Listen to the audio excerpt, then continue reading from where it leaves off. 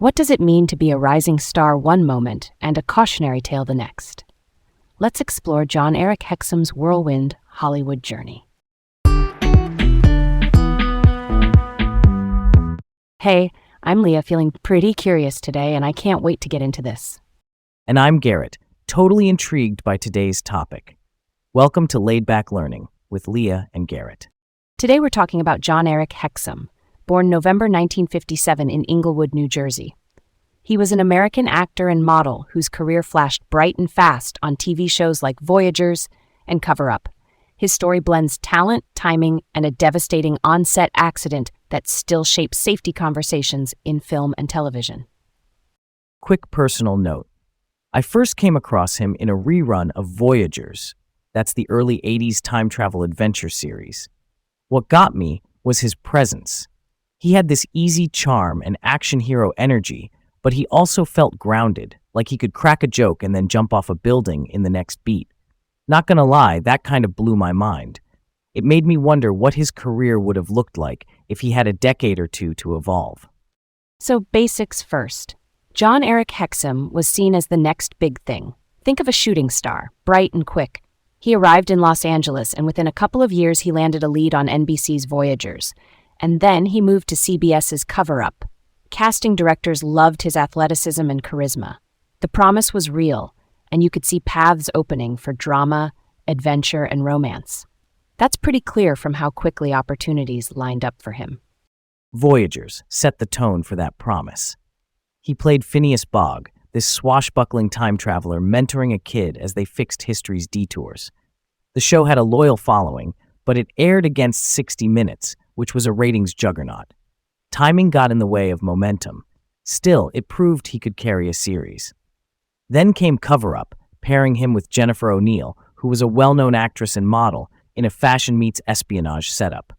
It branded him as both action lead and heartthrob. Yeah, that checks out. Let's roll back to the beginning to see how he became that guy on screen. He grew up in Tenafly, New Jersey, raised with his older brother by their mother, Greta, after his parents divorced. Their father, Thorleif, had immigrated from Norway, and their mom was American with Norwegian roots. There's this through line of grit and practicality in the family. She worked 2 jobs and still carved out money for music and theater lessons. She even bought a piano. That kind of support shows up later in how comfortable he seemed performing under pressure. In high school, he lived at the crossroads of athletics and performance. Drum major in the marching band, the school's first male cheerleader, acting in musicals like Carousel and The Pajama Game, senior class president, and he actually performed in the Rose Parade with the marching band in January 1973. It's like he was practicing for television long before cameras were involved. You can see how showmanship and discipline blended early for him. College added more layers. He started in biomedical engineering at Case Western Reserve University, then transferred to Michigan State University, and eventually graduated with a BA in political philosophy in 1980. He played football, mostly as a backup, acted in campus theater, and even worked as a radio disc jockey. Radio sharpens voice and timing, theater builds presence, football cements discipline. It's a trio that fits right into action TV work. Then there's the career break that sounds like a movie scene. After graduation, he moved to New York City to act, took a job cleaning apartments, and met Bob Lemond.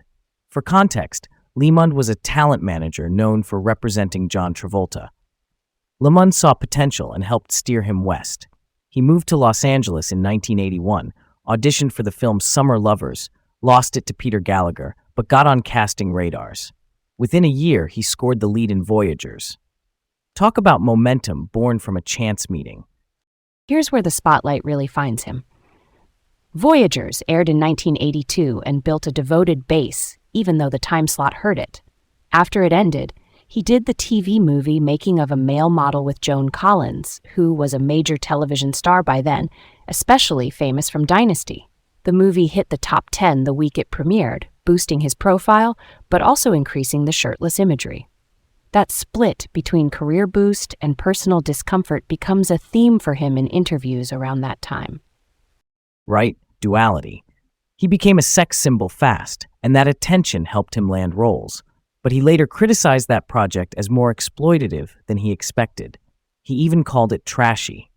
At the same time, he kept working within that TV ecosystem, like guest starring in Hotel, an Aaron Spelling series, where he played a prince opposite Emma Samms, who was a British actress known for glamorous roles. It shows he navigated the space while trying to define his own standards. Then came Cover Up in 1984. The premise was a fashion photographer, played by Jennifer O'Neill, teaming with an undercover CIA operative who poses as a model. That's Hexum's character, Mac Harper. It's an action show dressed in runway energy. Around the same time, he appeared in Playgirl magazine. Quick context, Playgirl was a pop culture magazine that often profiled male celebrities with glossy photos. His feature for November 1984 had him clothed and shirtless, not nude. It definitely fed the heartthrob narrative of the 80s. Behind the scenes, he stayed disciplined. He kept a serious fitness routine from childhood sports through adulthood, and he had this practical side, calling himself an extreme miser. He owned a modest Burbank house with sparse furnishings and drove a 1954 Chevy Bel Air. Not what you expect when people are calling you Hollywood's next big thing. He was also thinking beyond acting. He set up a production company shortly before his death to produce and direct. That's a move toward creative control, for sure. He also did a small but carefully prepared film role in The Bear, a biographical movie about legendary University of Alabama coach Paul Bear Bryant, who was portrayed by Gary Busey. Hexum played quarterback Pat Trammell, who had died young. He cut his hair to match Trammell's look and even went to Alabama to meet Trammell's family and teammates. That's a serious level of research for a brief appearance. The Bear came out just weeks before the accident. And personally, he had started a relationship with actress and singer E.G. Daily in 1984. She was already recognizable in the industry. It seems like his life that year had all the chapters at once. New show, rising fame, a relationship, plans to produce. It was a lot of momentum converging. Now the hardest part. In October 1984, during filming of the 7th episode of Cover Up, titled Golden Opportunity, the set was dealing with delays and retakes. A .44 Magnum revolver was on set with blank cartridges for a scene in which his character loaded the gun. For clarity, a blank cartridge has gunpowder and a primer, but no bullet. It can still be dangerous at close range because the gases and wadding that shoot out carry serious force. During downtime, he jokingly mimicked Russian roulette, which is that lethal game of chance with a revolver and a single loaded chamber. He spun the cylinder, put the gun to his right temple, and pulled the trigger with a blank inside. The physics here matter. At contact range, the muzzle blast, meaning the explosive gases and debris that exit the barrel, can act like a hammer. In his case, the blast fractured a quarter-sized piece of skull and drove it into his brain, causing massive hemorrhaging. He was rushed to Beverly Hills Medical Center and underwent hours of surgery, but the injury was catastrophic. 6 days later, in October 1984, he was declared brain dead. Brain death means irreversible loss of all brain activity, which is legally recognized as death, even if machines keep the heart and lungs working. With his mother's permission, he remained on life support to allow organ donation. His heart went to a 36-year-old Las Vegas man at California Pacific Medical Center in San Francisco. His kidneys went to a critically ill 5-year-old boy and to a 43-year-old grandmother who had waited 8 years. His corneas went to a 66-year-old man and to a young girl. Donated skin helped treat a boy with third-degree burns.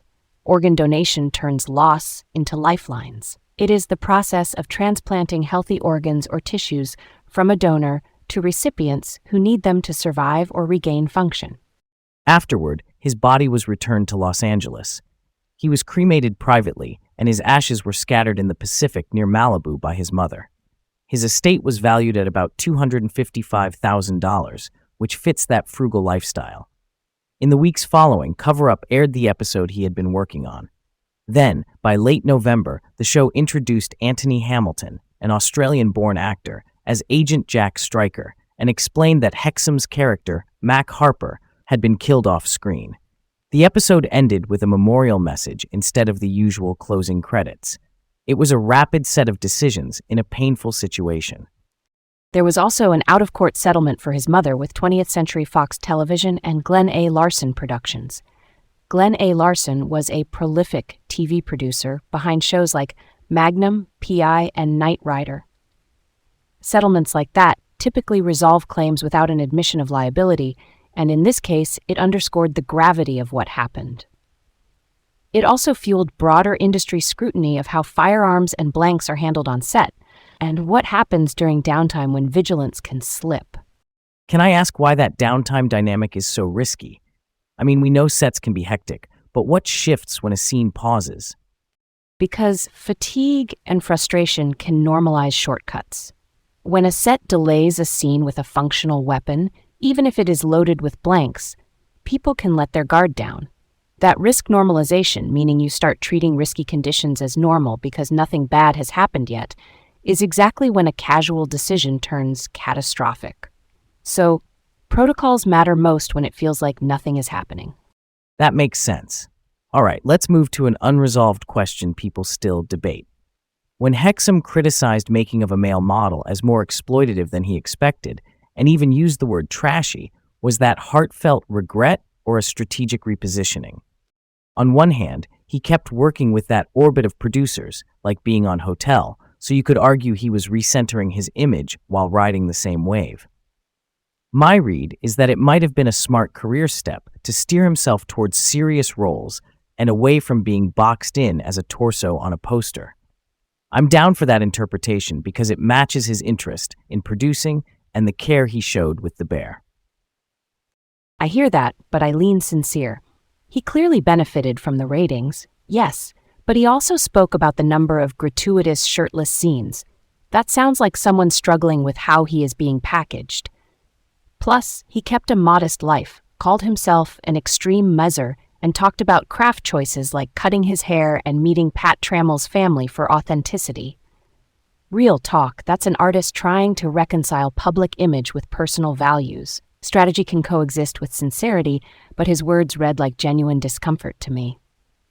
Fair. It could be both. Public image versus personal values is a classic tension, and when your stardom climbs that fast, the calibration probably changes week to week. That's worth exploring. In pop culture terms, his Playgirl profile in November 1984 is a snapshot of the 80s media machine. Magazines magnified TV fame and vice versa, and doing a clothed and shirtless feature, not nude, walked that line between promotion and boundary.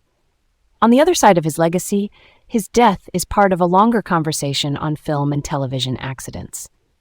People often bring up Brandon Lee, who died in 1993 after being shot on the set of The Crow, and more recent discussions like the Rust set shooting that killed cinematographer Helena Hutchins. Different circumstances, but shared questions about on-set weapons and safety culture. Here's a what-if to puzzle out. What if Cover-Up had enforced a strict no-functional weapons policy, or locked down armorer control with zero access during delays? In other words, no way for a real gun to be in a casual moment. I think that single change likely prevents the accident. And then, I imagine Hexum leaning into producing and directing within a few years, building on that company he started. Maybe smaller dramatic films first, then action thrillers he could shape because he had both the athletic chops and the interest in craft. That's a path I could get behind. I picture him as a major action star by the late 80s. He had the physicality and he had that warm presence that reads heroic without feeling stiff. With a few hit seasons of Cover-Up and some well-chosen films, he might have bridged television and movies the way other 80s leads did. And because he was serious about preparation, I could also see him shifting into character-driven roles, the kind that surprise people who only expect stunts. That one gave me chills, imagining what he could have done with more time. Either way, the enduring lesson circles back to safety and culture. Blanks are not harmless. At contact range, the gas and wadding are dangerous, and when schedules slip, protocols matter even more.